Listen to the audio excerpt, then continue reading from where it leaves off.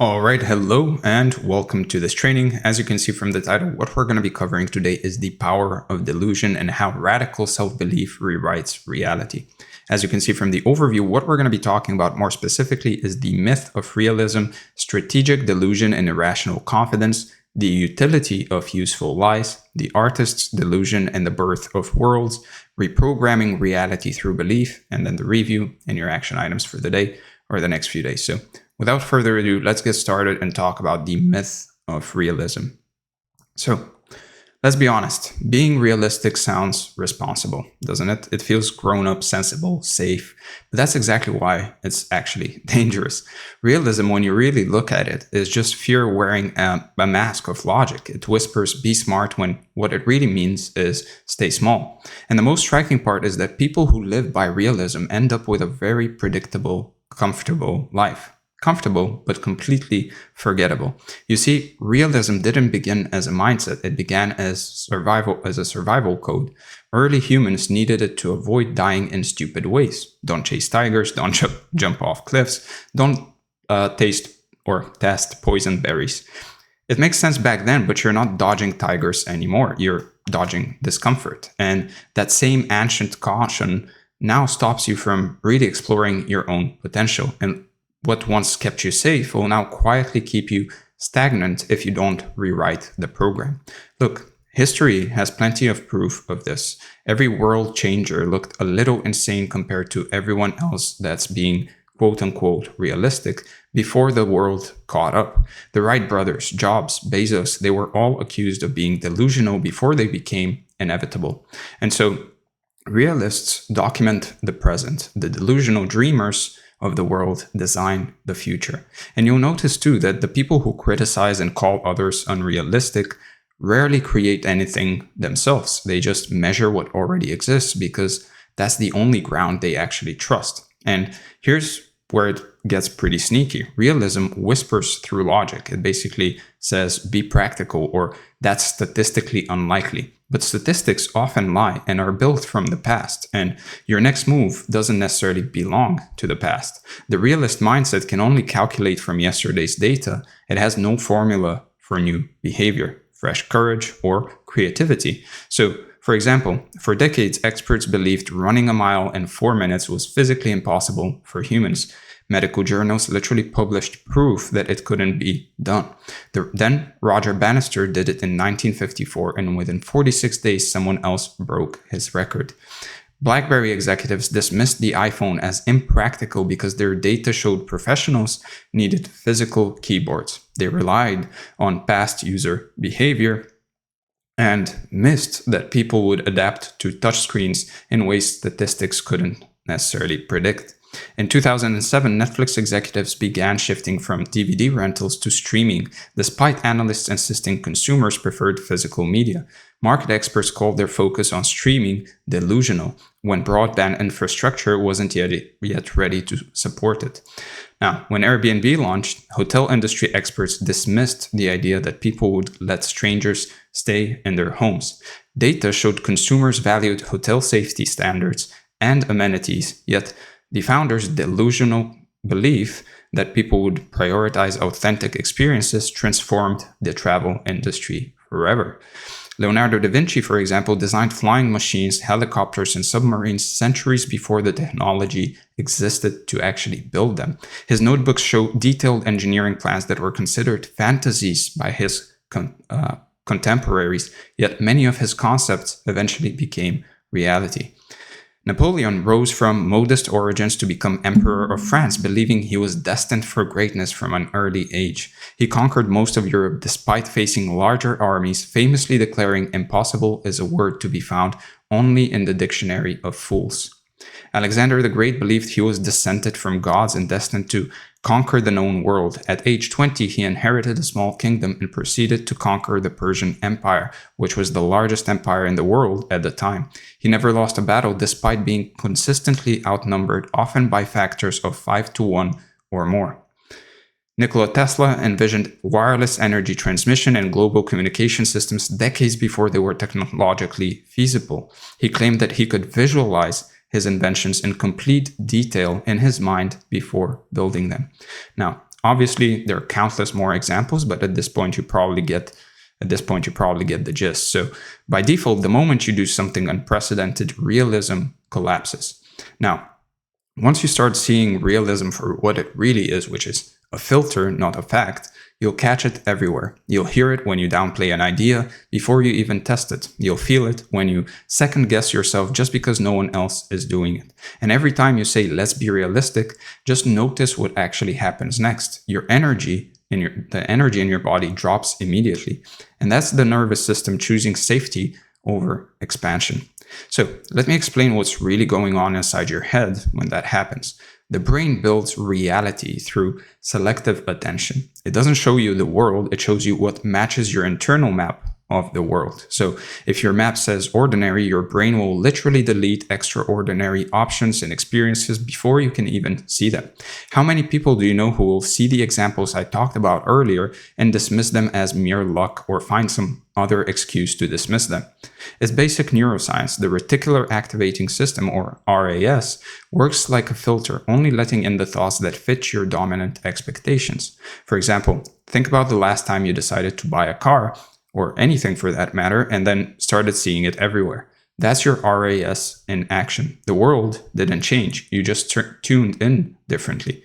The same thing will happen with belief. The moment you decide that opportunity is normal for you, your perception will start scanning for confirmation. It's basically automatic. Keep doing that long enough, and the old realist lens dissolves. The new one takes over quietly until impossible basically starts to feel like an outdated word.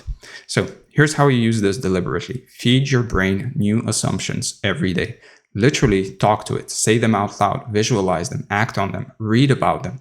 You don't argue with the realist voice, you overwrite it through consistent repetition. The mind listens to what you do more than what you say.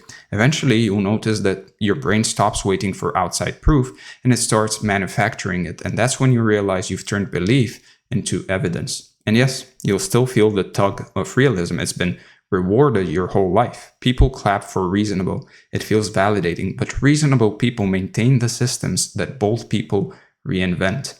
So don't expect applause while you're still invisible. That's the cost of being early to your own future. Anyway, the moment you basically suspend realism, life starts answering differently. Ideas flow faster, coincidences increase, and timing improves. You start to feel like you're walking in a private current that no one else can actually see. Your attention is behaving differently. You're simply tuned to creation instead of caution. You're in alignment. So once you've cracked the myth of realism, you're ready for something better: strategic delusion. That's the deliberate, tactical use of irrational confidence to move faster than logic actually allows. And it's where belief stops being philosophy and becomes performance. And that's where we're heading next. So let's talk about the strategic delusion and irrational confidence. So being delusional isn't always a flaw. Sometimes it's the highest performing mental state you can actually enter. There's a type of irrational confidence that lets you move faster, decide cleaner, and execute harder than logic ever would. I'm not talking about pretending to be something you're not, but rather about using belief as a tool for velocity. Logic slows movement because it waits for certainty, but strategic delusion speeds it up because it acts before certainty actually exists. And you can train yourself to access that state at will, and when you do, you'll outperform people who have twice your experience. So the human brain isn't designed to act under uncertainty. It's designed to conserve energy. When you're unsure, your mind hesitates, analyzes, and delays. The result is paralysis disguised as caution. Now, that's where strategic delusion comes in. You'll use irrational confidence as fuel to override hesitation. It's temporary, tactical, and very functional. You'll act with conviction before proof ever appears, and that early movement will generate the proof everyone else is still waiting for. So let's call it what it really is. It is a mental performance enhancer. It's like caffeine for your decision-making system. It sharpens commitment and removes hesitation. And when you step into that mental frame, you stop playing the game by probabilities and start playing by momentum. That's what makes it strategic. You're using delusion deliberately as a cognitive tool to bias your actions towards action, speed, and certainty. Now, here's how it works. When you decide something with absolute conviction, even if that conviction is manufactured, your brain releases a chemical cocktail that basically mirrors confidence. Dopamine spikes, cortisol drops, and your motor cortex activates more efficiently. You move smoother, you think faster, and you feel lighter. Irrational confidence literally changes your physiology in real time. This is what people call the placebo effect, where belief itself becomes a powerful catalyst for physiological change. Now, fascinatingly, research shows that placebos work even when people know they're actually taking placebos. In multiple clinical studies, patients who were explicitly told they were receiving sugar pills with no active ingredients still experienced significant improvements in their symptoms. This suggests that belief doesn't require deception. Your conscious mind can acknowledge something isn't real while your body still responds as though it is. So the mere ritual of taking action creates physiological change. And you can tell yourself, I'm choosing to believe this temporarily as a performance tool and still get the benefits of heightened capability. So stripped of the medical context, it's simply belief-altering biology. The mind tells the body what's real, and the body obeys. When you convince yourself you're capable, your nervous system responds as though it's already done the thing before. That's why belief practice works. It primes neural pathways for execution. Now, if you keep rehearsing that conviction, then your body will start behaving as though the impossible is basically normal. And that's how irrational confidence turns into rational performance. You've probably heard of optimism bias, illusion of control, and confirmation bias. Usually they're presented as flaws, but if you flip them, they basically become performance enhancers. Expecting success, for example, makes you take actions that make success more likely. It's a feedback loop that feeds on itself, or in other words, a self-fulfilling prophecy.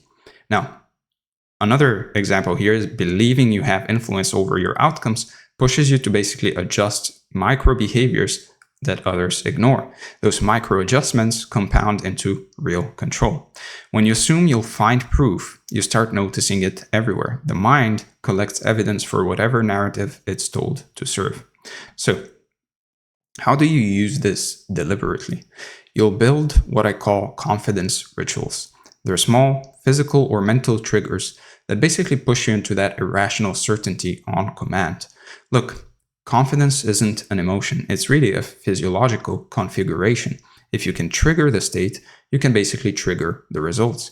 So pick something tangible to cue it. It could be a specific song, a scent, a breath pattern, or a phrase. This is going to be your anchor. And use it before high-stakes calls, creative sessions, or public moments. Repetition will strengthen the association until it becomes automatic. You need to believe it and embody it though. Stand differently, speak louder, look people in the eye. The body sends messages upwards to the brain, and the more you behave confidently, the more your brain mirrors it chemically. So strategic delusion isn't about denial, but more so about amplification. You're amplifying the signal of belief until your system starts believing its own broadcast. So if you stay in that state long enough, then momentum will take over. And once motion begins, you won't need delusion anymore. The results will start sustaining confidence naturally. So each successful repetition trains your brain that irrational confidence is safe and useful. And over time, that becomes your new default under pressure. And you'll notice something fascinating once you start doing this. Everyone else is waiting for permission to act, but you'll already be moving. You'll feel like you're ahead of the timeline because most people require validation before action. You'll realize the unfair advantage this gives you. Movement creates feedback, and feedback creates data, and data creates mastery. You'll always learn faster than the cautious. So here's another layer to this. People mirror conviction. Humans are social creatures wired for emotional contagion. When someone radiates certainty, others subconsciously fall into rhythm with it. That's why confident people get more sales, more attention, more cooperation. They generate coherence in a room just by existing. Now, the stronger your certainty, the more others will borrow it. They'll start aligning with your belief system without even knowing why. This is how founders, athletes, creators, and performers just command trust. They transmit certainty before evidence. When you master this, you'll realize that leadership is mostly energy transmission. Your belief moves others into action. So learn to use it responsibly. Strategic delusion isn't manipulation, it's direction. It pulls reality towards a version that didn't exist before. Now, you must stay anchored in integrity. The confidence you project has to serve something real, even if it starts from irrational roots. If you use delusion selfishly or without foundation, it collapses under its own weight. But if you tie it to contribution, it becomes permanent. Now, the key idea here is that belief acts like a short-term performance enhancer. You won't always feel ready, but readiness isn't required. Irrational confidence fills the gap between your current ability and your potential ability. It lets you perform above your data, and the more you practice it, the smaller that gap becomes.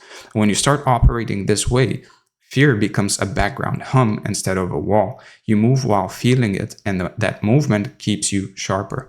Even when you fail, you recover faster because your system is trained to expect positive outcomes. And over time, this turns you into someone who thrives on uncertainty rather than fears it.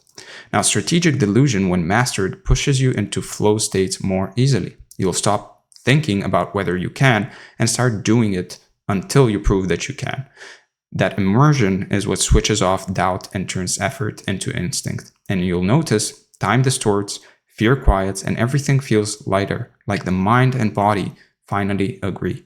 Eventually, you'll realize that strategic delusion isn't about pretending at all, but rather it's about rehearsing possibility until it becomes muscle memory. It's belief applied as technology. And when you can access that state consistently, you'll stop needing it just for yourself. You'll start using it to guide others, to build shared narratives that help people act beyond what seems reasonable. That's where the concept of useful lies begins, and that's where we're going next. So let's talk about the utility of useful lies.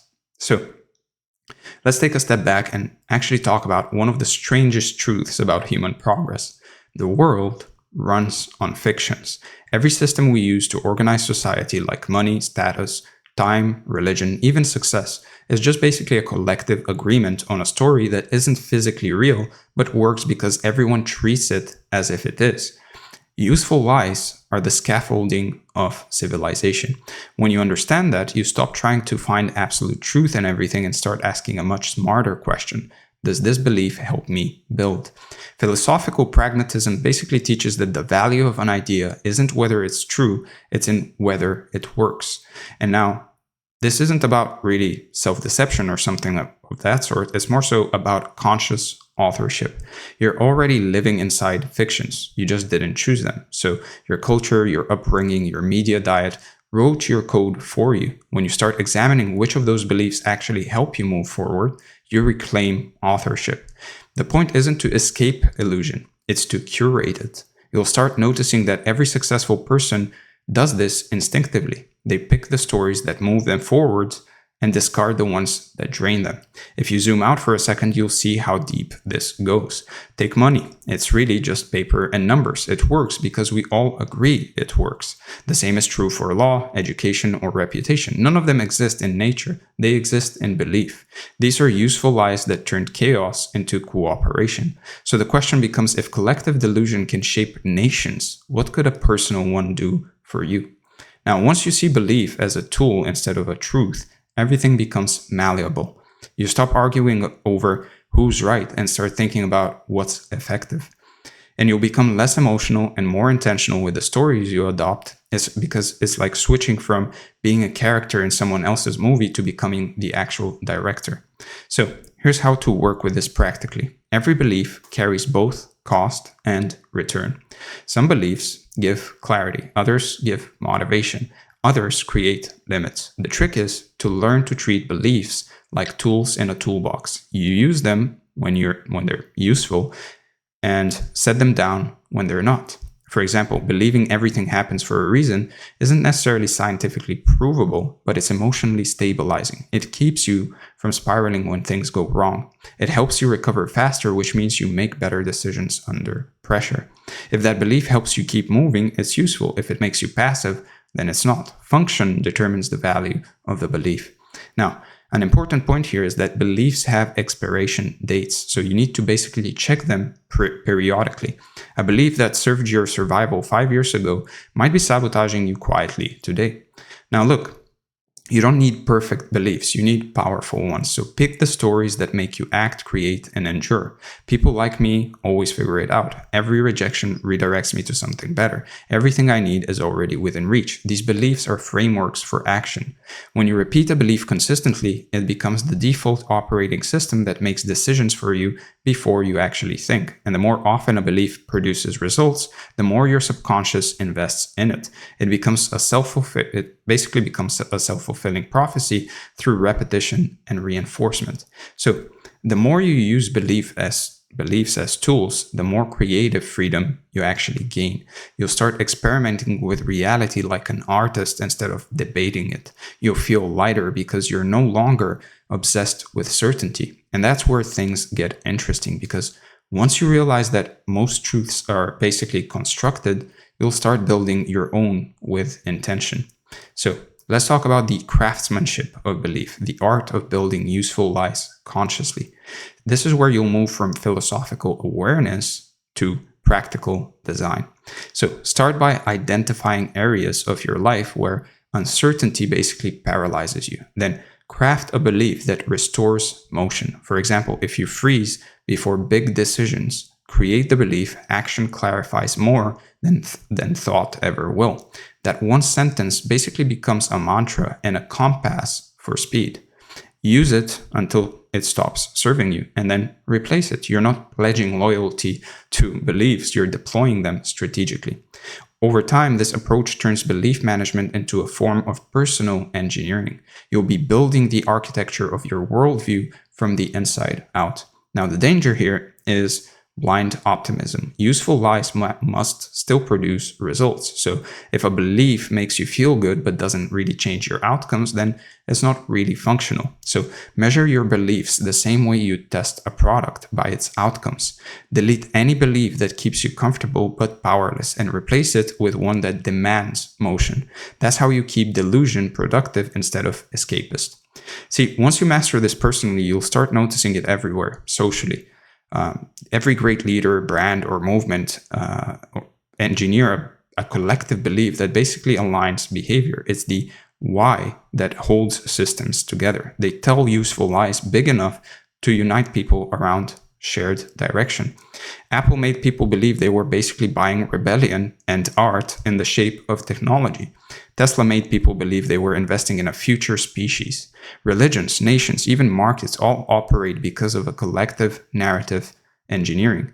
The stories don't need to be factually perfect. They need to feel emotionally true. People move on conviction, not just data.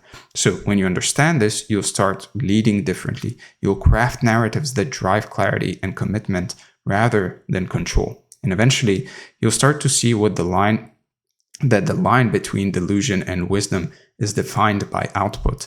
Beliefs are true when they produce beauty, movement, and meaning. They're false when they produce paralysis, resentment, and decay. Function is the only honest judge. Now, once you understand how to consciously construct useful lies, you'll start noticing that creation itself, art, business, innovation, is built on the same foundation. Every act of creation begins as a hallucination that becomes real through consistent expression. And that's exactly where we're going next. So let's talk about the artist's delusion and the birth of world. So look, every artist, inventor, founder, or visionary is a little bit insane, at least if you compare them with the so-called quote-unquote realistic people.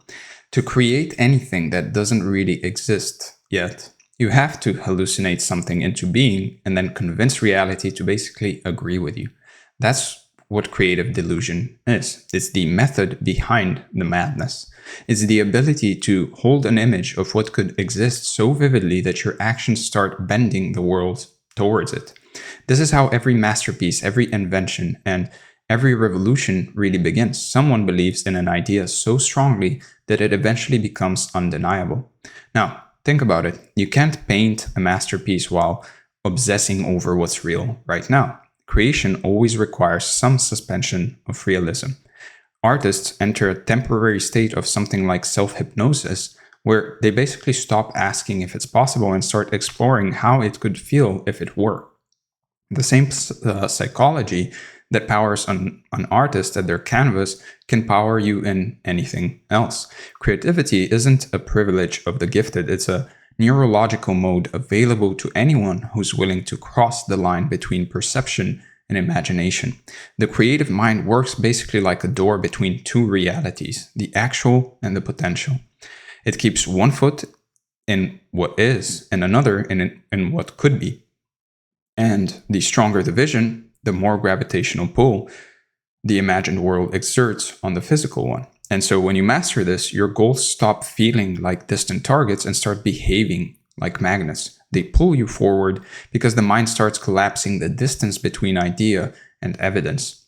Now, when you enter a focused state of imagination, your prefrontal cortex, the part that basically filters logic and judgment, starts to quiet down. This allows the associative regions of your brain to cross-link ideas that normally wouldn't connect. That's why creativity often feels random or intuitive. It's your mind reaching beyond the walls of habit.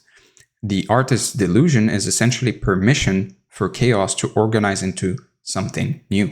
In deep creative states, dopamine levels basically rise, increasing pattern recognition and emotional reward. The mind becomes more exploratory and basically less risk averse. This is why time disappears when you're creating. The brain stops measuring hours and starts measuring meaning. The more immersed you are, the easier it becomes to externalize what was once intangible. The body follows the imagination's rhythm, translating invisible patterns into visible form. Every creative act is symbolic in one way or another. It turns feeling into form. When you design, write, perform, or build, you're mapping literal internal experience into external structure. The artist's delusion works because it forces emotion into action, energy that would otherwise stagnate as fantasy becomes organized expression. Now, people respond to creation because it reflects something universal back to them. What begins as one person's illusion ends up becoming collective recognition. So you might be wondering how to use this if you're not a painter or a musician or an artist in general. Here's how. Creation isn't limited to art. After all, it's problem solving in any form. Entrepreneurs, strategists, athletes, and leaders are all creative when they start imagining outcomes beyond their current conditions. And the same rules apply. You must suspend disbelief long enough for execution to catch up. So start each project by basically sketching the finished version in your mind and don't worry about how yet. That's how you turn imagination into scaffolding. See it, feel it, and describe it vividly enough that your nervous system starts adapting to it. Once the image feels real, you break it into structure like systems, steps, sketches, or storyboards. Keep refining because creation is rarely a flash of genius. It's usually a loop of revision that gradually makes the delusion tangible.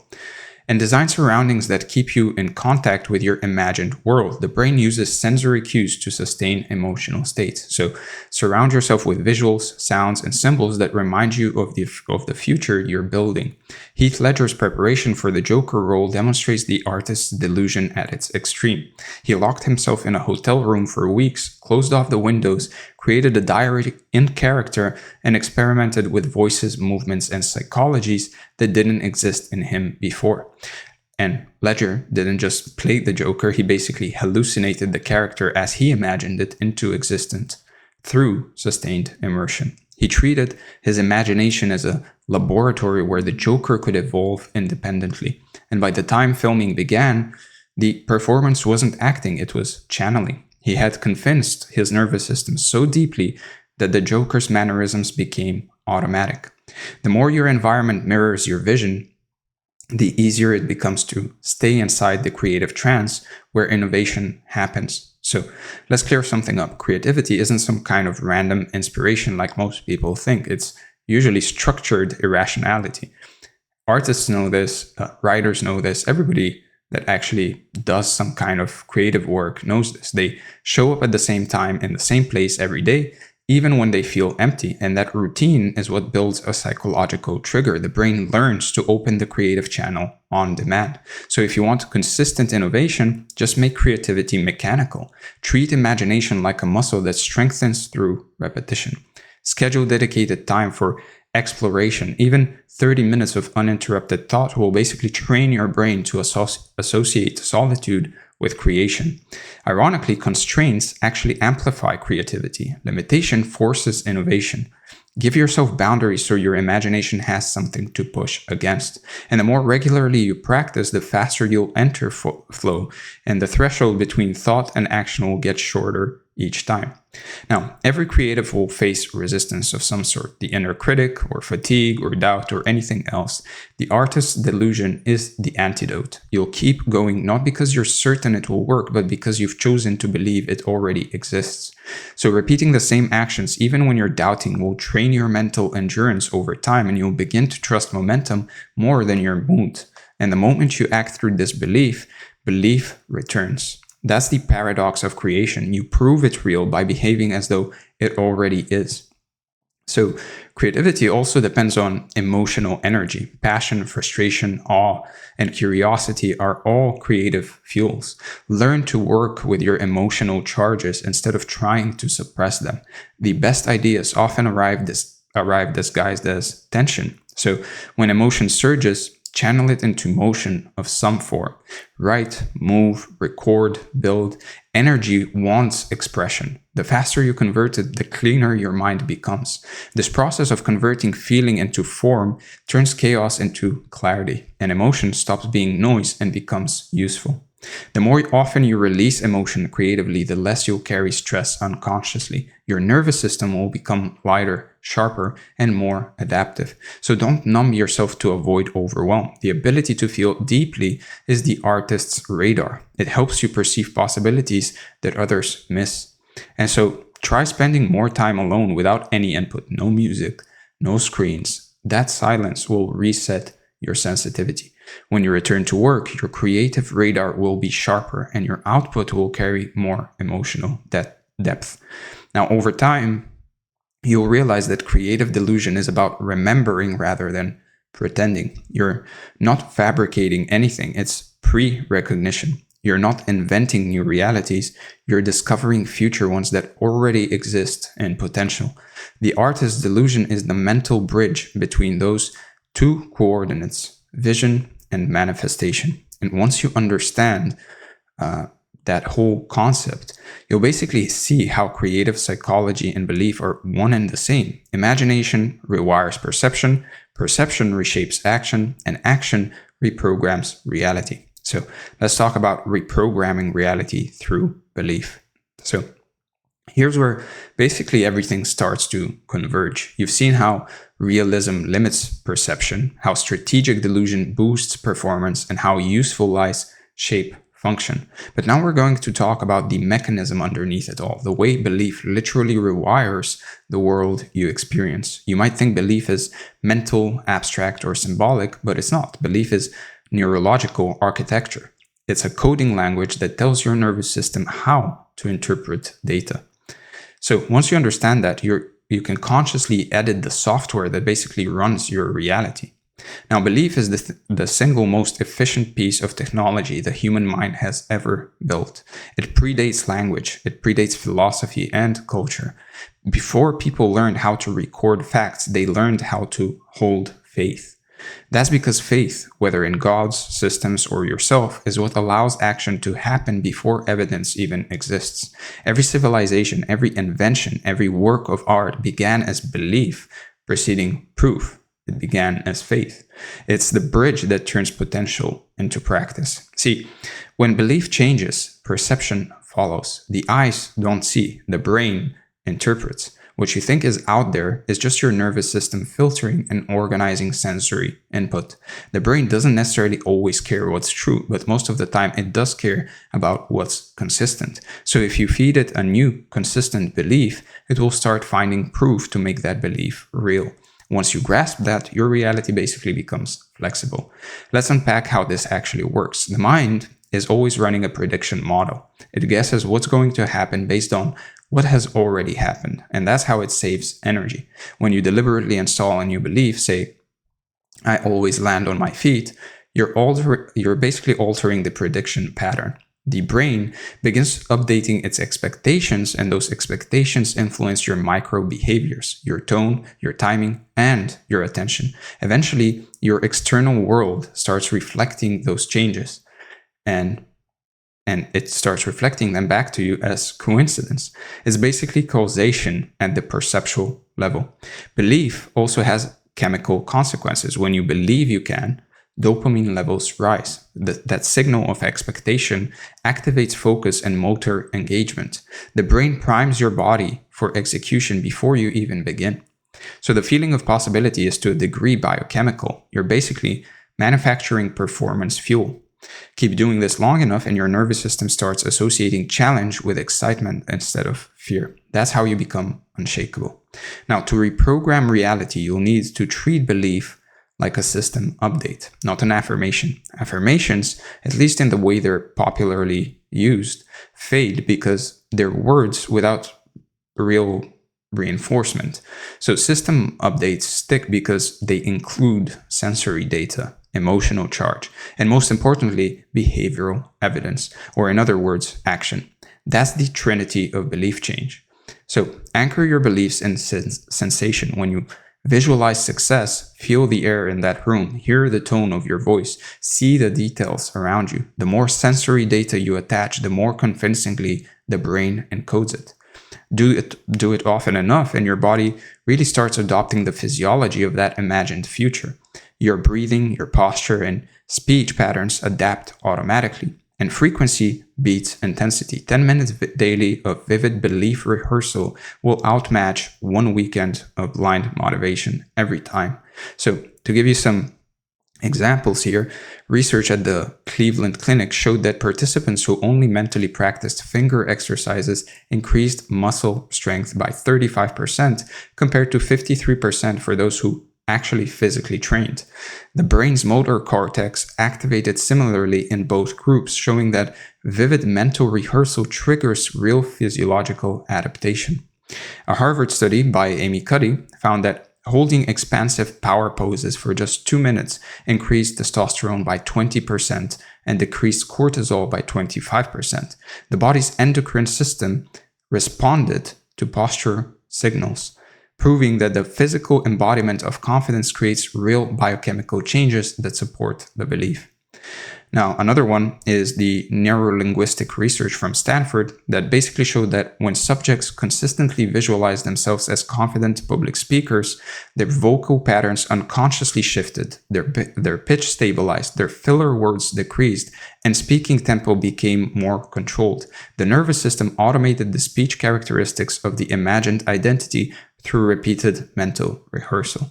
So, visualization, guys, it's not some form of mumbo jumbo. It's actually proven by research multiple times. So belief also requires some emotional voltage. Emotion acts as the electrical current that powers the belief circuit. So use music, movement, or breath to generate emotion before rehearsing a belief.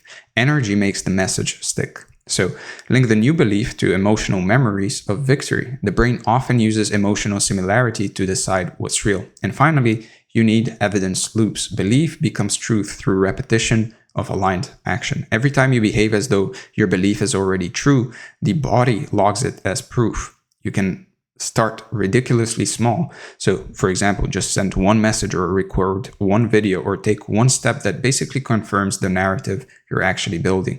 When you stack those moments, the brain shifts from hoping to assuming, and that's when manifestation becomes mechanism. Of course, as you start installing new beliefs, the old ones will push back. The mind resists rewiring because change burns glucose. It literally costs energy. The old belief is a lazy habit, and it will argue for its survival through doubt, guilt, or nostalgia. Expect that because it's proof that the rewiring is actually working. Now, when those old thoughts arise, don't debate them. Debate wastes energy. bring awareness to them. Notice them like static noise and return to the new program. The less emotional charge you give the old pattern, the faster it decays, and immediately act from the new belief even while the old one's still echoing.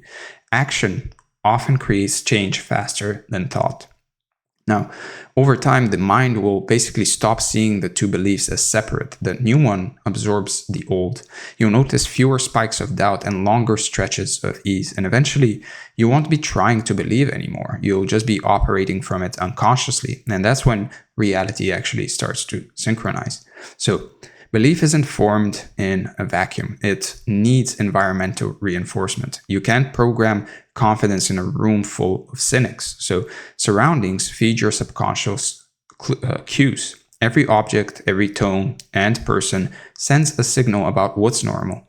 And you need to basically curate normal. So look around your space. Everything in it should really remind you of your intended future. Remove what represents the past you're leaving behind. Humans mirror each other's confidence levels as well. So if you spend time around hesitant, cynical people, your brain calibrates to their kind of mood, to their hesitation, to their cynicism. So find people whose normal feels like your next level. Now, observe how quickly your energy rises or drops after certain conversations. That's your nervous system telling you who feeds your belief and who feeds you in general and who drains it. And so treat social exposure like nutrition and consume selectively. The wrong input can literally break your mental chemistry. Now, eventually, you'll basically start to notice that belief doesn't just change your perception, it really starts to bend probability. When you believe something with enough repetition and emotional charge, your decisions align with that expectation unconsciously. It's a self-fulfilling prophecy. You reach out to someone at the right moment, you make a call that lands perfectly, or you choose timing that looks uncanny. It feels like luck, but it's really alignment. There is no such thing as luck. You've trained your intuition to anticipate opportunity faster than logic can. The stronger your belief, the more sensitive your intuition becomes, and you start noticing micro signals that others miss. Now, when you trust those signals, they chain together into velocity. One aligned decision opens the door for the next. So the distance between intention and evidence will shrink, and what used to take months will start taking weeks. People will start feeling this from you as well. Conviction can be felt. It changes your tone, it changes your posture, it changes your rhythm, and others will respond in kind. And confidence creates coherence. The more certain you are internally, the more your external world reorganizes around that frequency. So you'll realize belief doesn't just shape personal outcomes, it can organize collective behavior. That's how movements, brands, nations, and revolutions basically start. So once you reach this point, belief stops being something you practice. It becomes the medium you operate in. You'll stop chasing proof and start authoring it. And from there, the question isn't whether belief rewrites reality, but rather how far you're willing to let it. Because at that level, imagination, conviction, and creation become the same act. So with that being said, let's go over the review. We talked about the myth of realism, strategic delusion and irrational confidence, the utility of useful lies, the artist's delusion and the birth of worlds, reprogramming reality through belief, the review, and finally, your action items for the day or the next few days. First, build a deliberate belief system instead of inheriting one. Choose 3 beliefs that would make your life easier, faster, or richer if they were true, and act as though they already are. Speak from them, move from them, and make decisions through them for the next 7 days, and let your behavior teach your nervous system what's actually normal. Create a confidence ritual that triggers your irrational performance state and anchor it to something physical like a breath pattern, a song, a scent, or a gesture. Use it before calls, training sessions, or some kind of creative work, and you'll notice your focus sharpen, your doubt will drop, and your timing will improve. So train yourself to turn belief into biochemistry. Then finally, audit your environment weekly. Replace what reminds you of limitation with symbols that represent expansion. And keep your surroundings, routines, and conversations in alignment with the future you're scripting.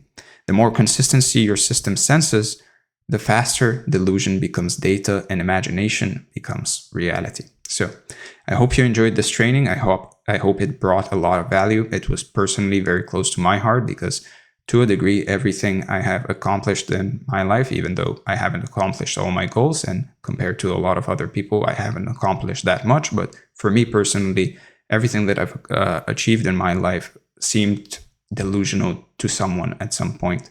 So I really hope this touched you in some way and helps you in some way.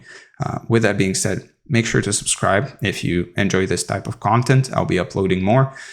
And let me know in the comments what you would like to see next. Give this video a like. If you want to work with me, make sure to click the second link in the description and just book a call. And if you want this document along with this training, then join the free community from the first link in the description. And with that being said, thank you for being here. I'll see you in the next one.